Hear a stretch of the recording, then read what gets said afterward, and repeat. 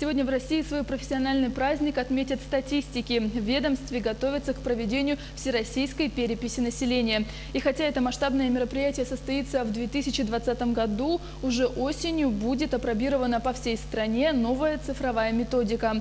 В Якутии пробная перепись состоится в Хангаласском районе осенью этого года. Об этом сегодня мы поговорим с гостьей нашей студии Ириной Гаевой, руководителем Федеральной службы государственной статистики по Якутии. Ирина Кулунтарьевна, здравствуйте. Добрый день.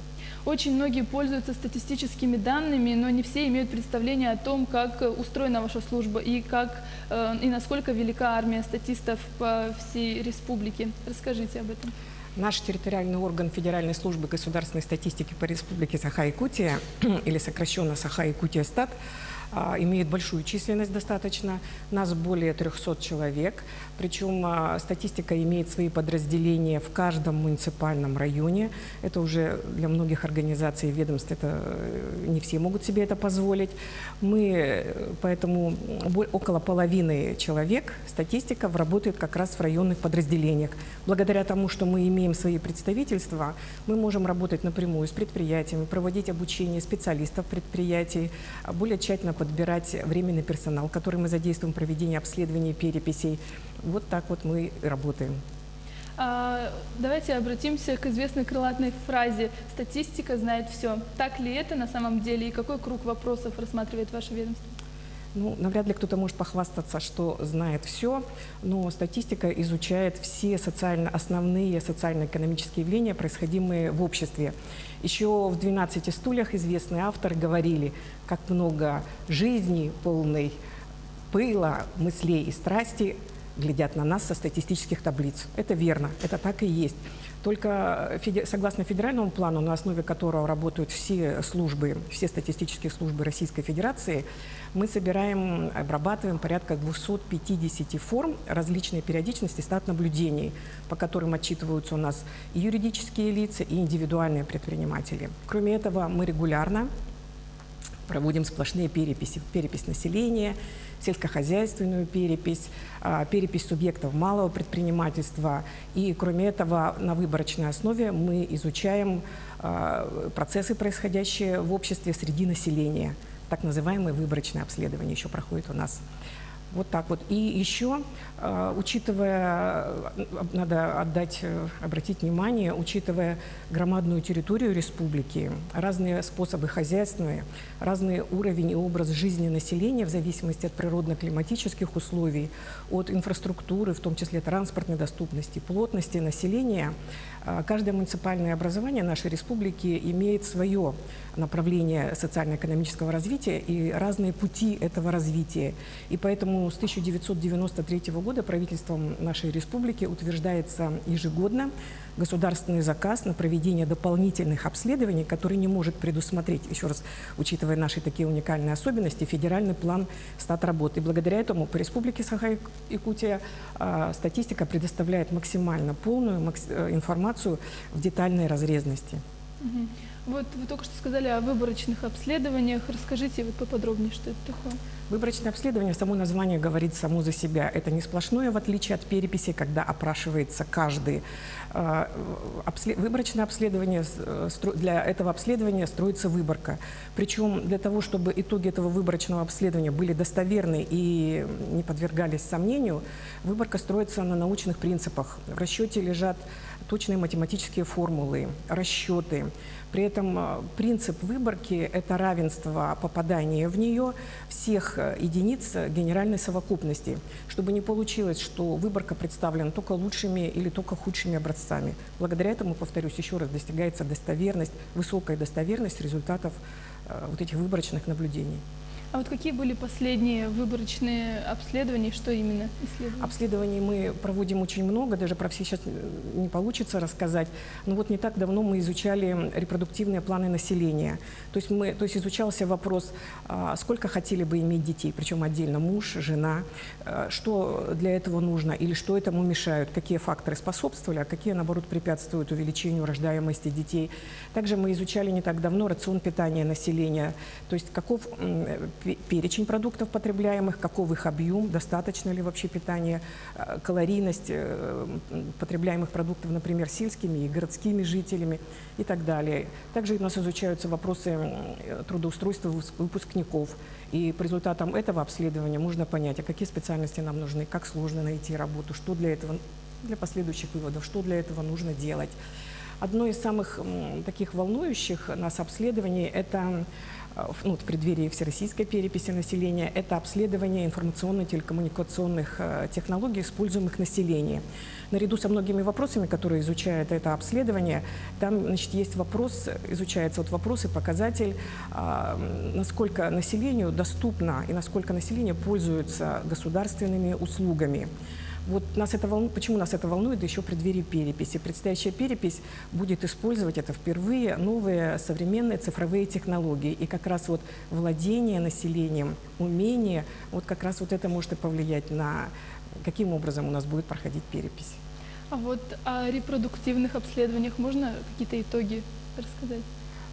Сейчас мы по каждому обследованию, причем хочу сказать, по каждому обследованию вообще по всем своим, все, что мы изучаем, все, что мы исследуем, по каким формам мы собираем, по формам, касаемо это юридических лиц или населения, мы выпускаем большой объем статистической информации. Мы в год, немножечко в сторону ухожу, мы в год выпускаем порядка 160 наименований различной периодичности. То есть по всем вопросам, которые они не складываются куда-то и не утаиваются где-то, по всем работам, по всей информации, которую мы собираем, все результаты публикуются. Кроме того, что они публикуются, они еще и размещается информация на сайте.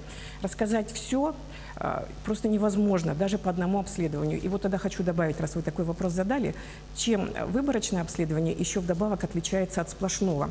Тем, что можно, взяв одну тему, репродуктивные планы, изучить ее вглубь, достаточно подробно, во всех аспектах, поэтому сложно сейчас прямо что-то сказать.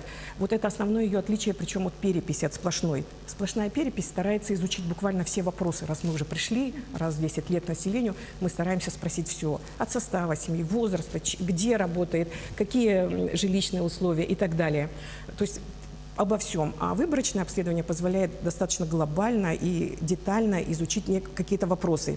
При этом еще за выборочное обследование, в чем его преимущество?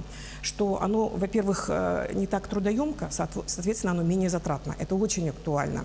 Кроме того, поскольку объем выборки гораздо меньше, чем сплошного, это сокращает сроки обработки этой информации. И, соответственно, в отличие от переписи, когда мы результат предоставляем только через 2 года, наконец, 2-го года, то по выборочным обследованиям результат в гораздо более короткие сроки предоставляется. То есть актуальна информация. И также по выборочным обследованиям мы можем привлечь гораздо более квалифицированный персонал. Меньше народу, квалифицированный персонал, соответственно, мы можем более качественно его обучить и также проверить результаты его работы. Это, опять же, повторюсь, это все влияет на качество и достоверность результата выборочных обследований. Вот в чем его основные преимущества. Расскажите, пожалуйста, каковы планы статистической службы на ближайшее время? Мы уже коснулись не один раз и почти в каждом вопросе. Основная наша задача и цели, мы уже все органы статистики всей федеральной службы направлены на подготовку к всероссийской переписи 2020 года. При этом в рамках подготовки к переписи, к этой большой, как мы называем, в 2018 году в Республике Саха-Якутия в Хангаласском районе в октябре месяце будет проходить пробная перепись. Впервые Республика Саха-Якутия попала в число субъектов, где будет проводиться пробная перепись всего в 2018 году. Пробная перепись будет проводиться в 9 субъектах, и один из них мы. Цель проведения пробной переписи – это как раз апробация новых методов. Основная цель – это апробация новых методов. И еще раз повторюсь, одним из новых методов и основных, которые мы должны будем опробовать, это дана возможность населению самостоятельно заполнить переписные листы на портале госуслуг. При этом население, кто желает, кто хочет, должны обязательно быть зарегистрированы. Это даст возможность переписаться, может быть, и в глубинках. Это может дать возможность переписаться, кто не может в то время, когда приходят переписчики, неудобно, или они находятся даже просто в отъезде, могут переписаться через портал госуслуг, понятное дело, из любой точки Российской Федерации. Вообще из любой точки.